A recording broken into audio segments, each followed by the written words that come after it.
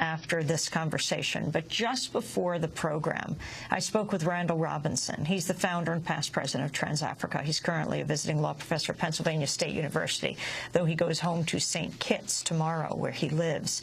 His most recent book is An Unbroken Agony, Haiti, From Revolution to the Kidnapping of a President. I began by just asking for his thoughts about the crisis right now in Haiti.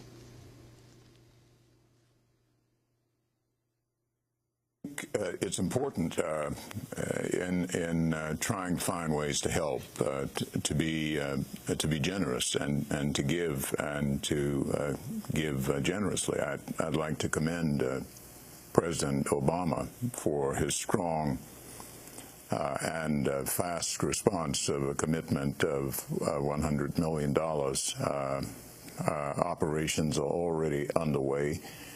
I think the world is being incredibly generous, as I understand the pace of things to be at this point, the pace of giving. But of course, as many lives as can possibly be salvaged need to be salvaged as quickly as possible, and I have every reason to believe that the administration and others are doing the very best that they can. As a private citizen, it's my responsibility and our general responsibility to support every effort that's being made to save lives in Haiti. Word is now President Preval has said they've just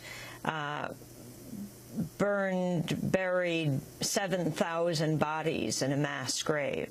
But the most important thing right now is the search equipment to go in and to save people who are just hanging on, perhaps who've been crushed, who are hidden in the rubble, and yet that has yet to come. Some word is there's a lot of aid at the airport not able to get through, and then other aid just hasn't come. Well, that's not surprising. It's hard for things to function when virtually all of the infrastructure has been destroyed.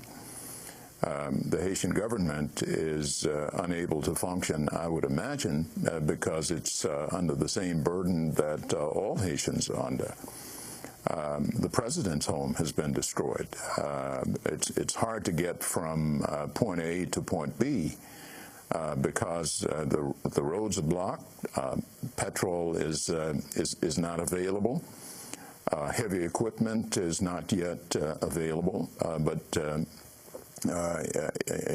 in the spirit of Combi, the Haitian Creole word for collaboration and cooperation, Haitians are doing everything they can. They are resilient, industrious, courageous people.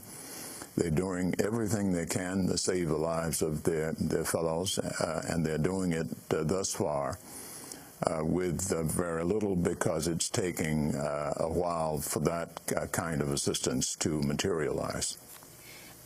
President Obama has tapped President Clinton and former President George W. Bush to coordinate the aid relief to Haiti. I was wondering your thoughts on that. Well, Amy, I'm of course troubled by that. I don't think this is the time, neither the time nor the place to discuss those things that have troubled me for a long time in the history of American policy towards Haiti. Now the focus must be upon the rescue efforts that are underway to save lives. But I hope that this experience, this disaster, causes American media to take a keener look at Haiti, at the Haitian people, at their wonderful creativity, at their art, at their culture, and what they've had to bear. It has been described to the American people as a problem of their own making. Well, that's simply not the case.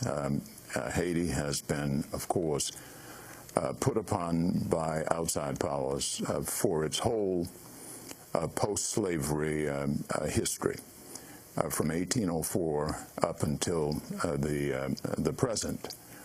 Of course, President Bush was responsible for destroying Haitian democracy in 2004 when he and American forces abducted President Aristide and his wife, taking them off to Africa, and they are now in South Africa.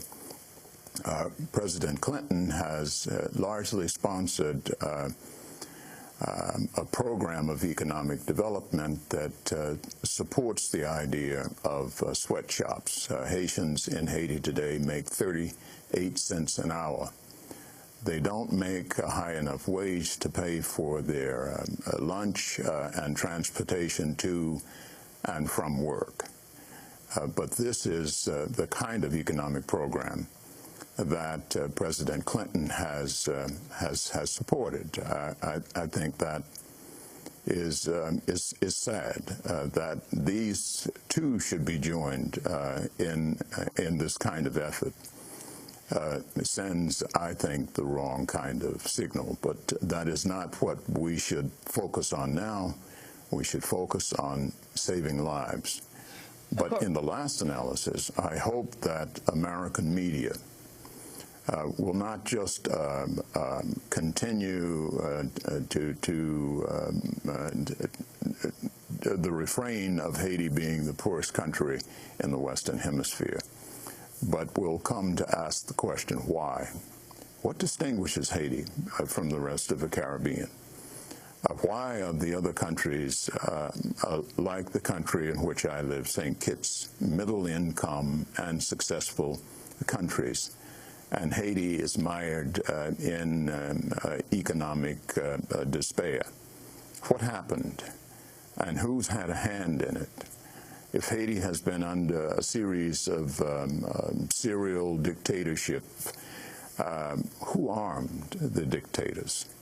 There are other hands in Haiti's problem. Of course, Haiti is responsible for some of its own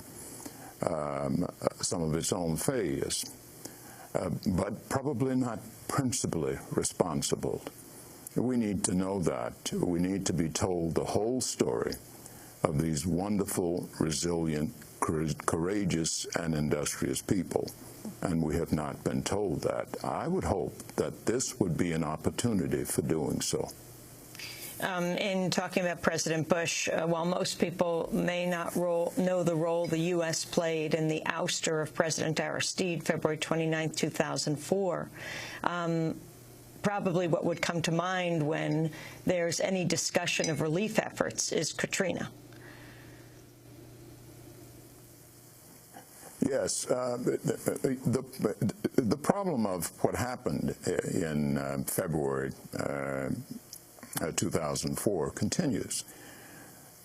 We had democracy in Haiti, and that democracy was blighted by the Bush administration.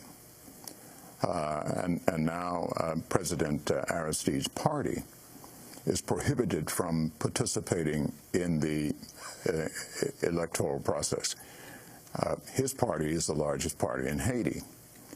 And why should we be so afraid to let his party participate? If Haitian people don't want them, they won't vote for them. That is the very essence of democracy, that people get a chance to stand for election and the electorate gets a chance to make a decision. But we have obstructed that process in Haiti. We have done that under the Clinton administration, under the Bush administration, and that continues under the Obama administration. And that is indeed unfortunate. I am imploring American media to examine this in whole part in ways that media have failed to do so up until now. This history, the two crises, the natural catastrophe that is the earthquake that the Red Cross is now saying they believe perhaps up to 50,000 people have died. And we're not talking about, just what has happened in the past, but what is currently happening. Who was just quoted, Lieutenant General Russell Honore, the retired general who took charge of relief efforts in New Orleans, said that aid should have arrived, said the U.S. military should have arrived. An earthquake devastated Haiti 24 hours earlier. Of course, as we know, people trapped under rubble, every minute counts. Well, I'm not in a position to comment on that. I simply can't make an assessment of